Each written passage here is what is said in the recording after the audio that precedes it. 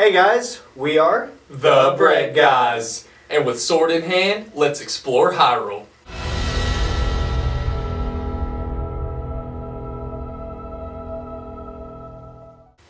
Do you have the courage necessary to survive this war-torn land? with the force of power against us and the guidance of wisdom beside us. We must fight an evil that once again threatens Hyrule. On this edition of The Bread Business.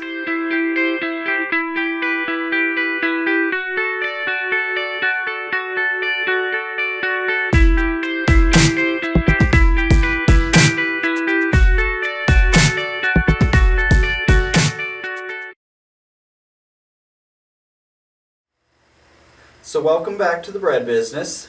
If you haven't figured it out, Legend of Zelda Breath of the Wild. We're all super excited for this game, but we wanted to bring you some facts about it. So we've got 6 grains of information for you guys today, and Jack, actually, our special guest over here, 22 Pepper Jack. If you haven't seen him yet, you aren't watching enough of our videos. He's not wrong. But go ahead and check out his channel. It's 22 Pepperjack or Ascension Studios. Either one, description below. Yeah, we'll put it in the description below. But he's going to open us up with the first topic, which is The open world. In The Legend of Zelda Breath of the Wild, you start off in an area called the Great Plateau. It is large for a tutorial zone in a Zelda game, but compared to the entirety of Hyrule that you eventually gain access to in this game, it is very small. It gives you the chance to explore and really go back to the roots of what a Zelda game should be, while at the same time, of course, still teaching you the basics, such as swimming, cooking, climbing, and managing your stamina bar. You even get to learn how to fast travel between shrines and towers. These shrines and towers you are taught how to find in the tutorial, as they become the basis for the entirety of the Legend of Zelda Breath of the Wild story. Later on, you can even leave the Great Plateau, of course, and you get to find horses that you can tame, saddle, and ride to make traveling the land even easier. And of course, once the tutorial is finished, to leave the Great Plateau, you are given a paraglider. And with this paraglider, it allows you to safely descend from the height that is the Great Plateau to the rest of the land of Hyrule. For the first time ever, there is a dynamic weather system in The Legend of Zelda. The weather actually affects the world now. So when it rains, surfaces will become much harder to climb. If you find yourself climbing a mountain, you can even start to slide down at times. So you're not as easily climbing up, but sometimes it's easier to get down because it doesn't use any stamina when you use the slide. Along with that, there is lightning.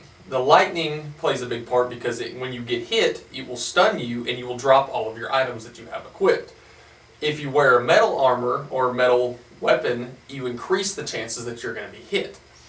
Also, there is a full day and night system in The Legend of Zelda Breath of the Wild. During the day, you have your normal enemies that you face. At night, more enemies will rise, and even some of the enemies that you fight during the day will be asleep. So that gives you a chance to take a sneak attack. so when you can't pull off a stealth attack, you really got to depend on your weapons and armor. Now with weapons, there's really 2 types, ranged and melee, with your armor being more shields and clothing items. Now your armor sets your base defense, but it also will increase such as resistances. If you wear a warm piece of clothing, it will increase your resistance to cold. And just vice versa with that. But it also increases skills. So for instance, you can become a more agile climber or even quieter with your stealth. Your shield will boost that defense. With your weapons, though, you have mainly 4 types of weapons. You have your light, your heavy, you have your ranged, and then you also have your spears.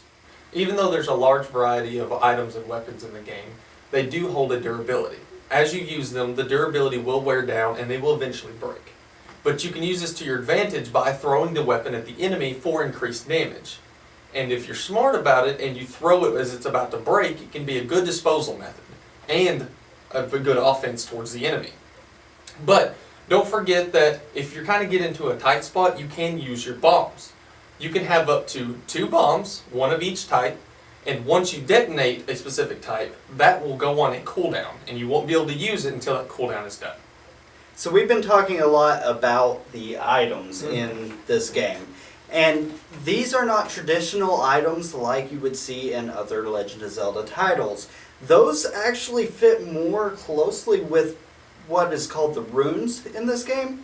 So with the runes, you get certain abilities and or items, so to speak, that you can use in the world.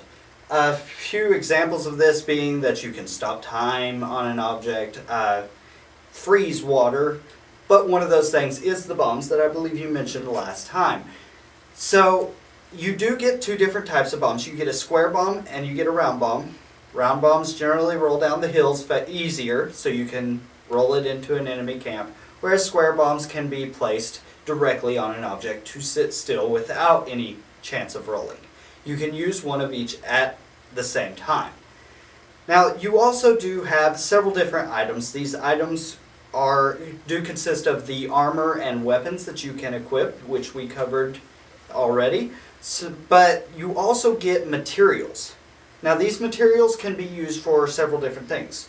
So you'll get materials for cooking. You'll get materials that you will trade in certain side quests. You will also get materials that you can use for selling and buy new items, new equipment, that type of thing. Now, there are key items that you will not be able to sell, and generally these items will be used to permanently increase the player. Now, one such key item, as Jack mentioned earlier, is that paraglider that you use to get out of the Great Plateau. So don't worry, you won't sell it. Throughout your time in the Great Plateau, you will find small portions of the story that happens throughout the game. And once you leave the Great Plateau, there are other portions of the story that you can hunt down and find of your own free will. However, it is possible, if you wish to do so, to go straight to the final boss, Ganon, and fight him. Although you're advised in-game not to do so, you'll probably die. It might be better off to upgrade your equipment, to find these other portions of the story, and to figure out what happened, what caused the decline of Hyrule 100 years ago. So if you've watched our unboxing video, Shane here was the one that actually got the Nintendo Switch, along with the Breath of the Wild. He is actually a very big fan of the Legend of Zelda series, and he has a lot of background into it, and so does our special guest, Jack.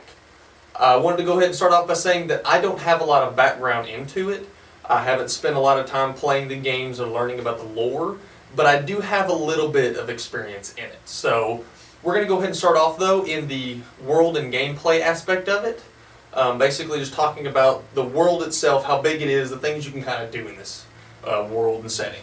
So I do want to mention right off the bat that it wasn't mentioned in the facts, but Aonuma did say that, I believe it was Aonuma, that the map of Breath of the Wild can fit the map of Twilight Princess 16, it was 12 or 16 16 times. is the number you told me. Yeah, probably 16, but it might be 12, so that's why I didn't have it in there. It's a pretty big map. Yes, It's massive. It is so massive.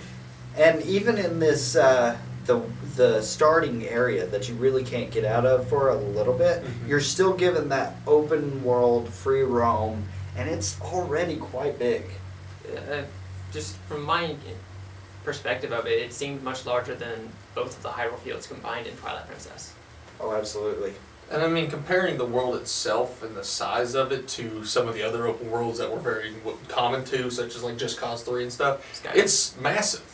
I mean, it is honestly still a very massive world, and the things that you can do in the world, it's not like, oh, well, I can't really reach that place. No, there's a way to pretty much reach almost any place in this game, such as climbing, paragliding, whatever you got to do. Oh, yes, and that's something that they mentioned when announcing this game is you may look out from atop a hill and see something in the distance, some shadow of a mountain, and go, I want to go there.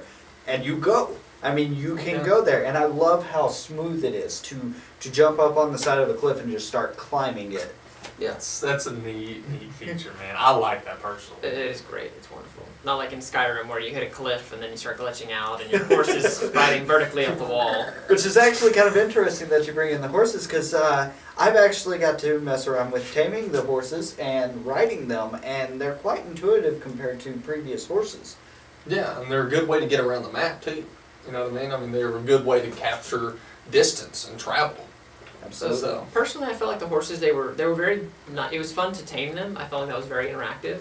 It was riding them felt smooth, although the one that I had a very slow turning radius. But I felt like there were a couple times where they kind of got stuck on things. Like you saw me playing it earlier, and I got stuck on this rock that it was like this high off the ground. But he was like, "No, I'm not going off of that tiny ledge. No, I refuse." Absolutely. And it's a small thing, but it does kind of affect the game. Now, something that was brought into Twilight Princess was combat on horseback. Yeah. So not just bows, but using your swords. yes. And with this game, you know, we get a lot of different equipment, a lot of weapons, and all of that is usable on horseback. Yeah, I mean, I got to experiment with that earlier, just using a club. I was riding around just beating other horses with it, and I mean, didn't know anything about it, but it was fun, you know? Yeah. Yeah, but a whole lot of equipment and just items galore in this game. Materials, a lot of stuff to do. So the combat's pretty intuitive too. Yes. I feel like it's fairly simplistic though, personally. I mean, I feel like there's not a whole lot of like combos or like move sets. It's fairly simplistic where it's just, you know, attack forward or kind of back up or just stand there and fight.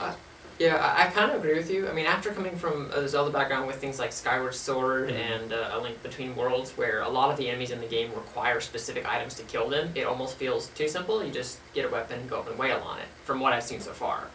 And I kind of miss the idea of, hey, this enemy is blocking my right side, I need to attack from the left or chuck a bomb at its feet. I kind of miss the interactive combat. Yeah. Now we haven't fought against anything really other than bokoblins, so And a they're couple kind little of spider things. yeah. So they're kind of low level, but I see what you're saying. The combat system does kind of focus more on movement Yeah. in combat. So no matter which direction you go, you can do different things with it. Yeah. Which is kind of neat. But even for instance, swords. Twilight Princess is one of my favorite games when it comes to combat. The techniques that you can get, the hidden techniques from Yeah. the other hero, they're awesome to use. You know, you roll around an opponent that's heavily armored, slash him up the back, or do a helm splitter, knock his helmet off. It's just very intuitive, and I liked it. I like this one's combat, but I agree with what you're saying. Yeah, like I mean, some of those things you just said were also like they were just basic moves in Wind Waker. Mhm. So, just I don't know. I just kind of miss the old combat, but maybe we'll find more of it later on. Maybe we haven't made it very far yet.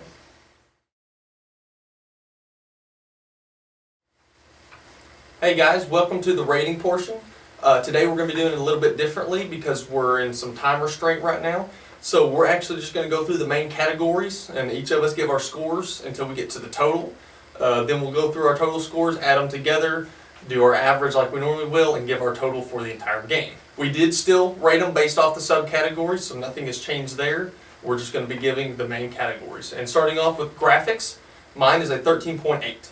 Right, and I actually gave it a 14 for the graphics. I, like Ben, gave it a 13.8. Okay. And so our next category being the audio, I gave it a 14.2. I also gave it a 14.2.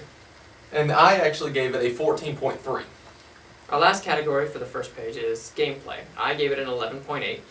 And then I actually gave gameplay 12.8. And I gave it a 13.8.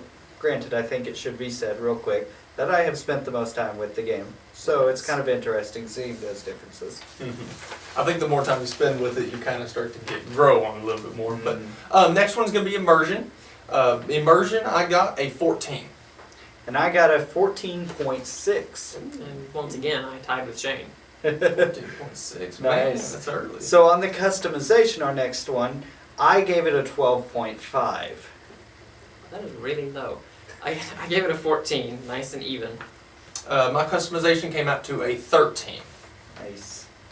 And for our last category, performance, I gave it a 15, but I've not really played it much, so.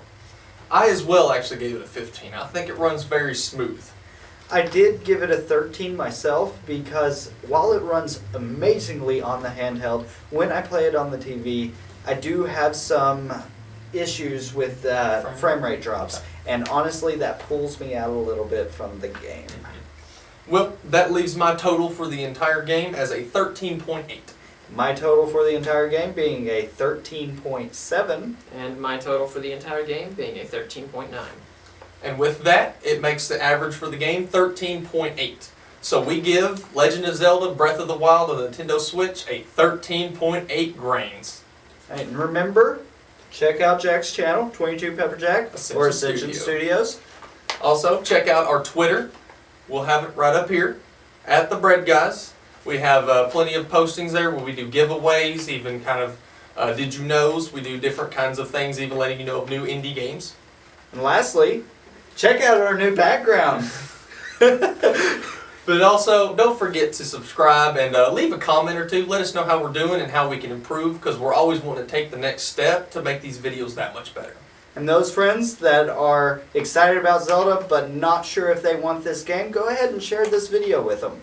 Maybe it'll make up their mind. Who knows? So, thank you guys very much for watching, and have a good day.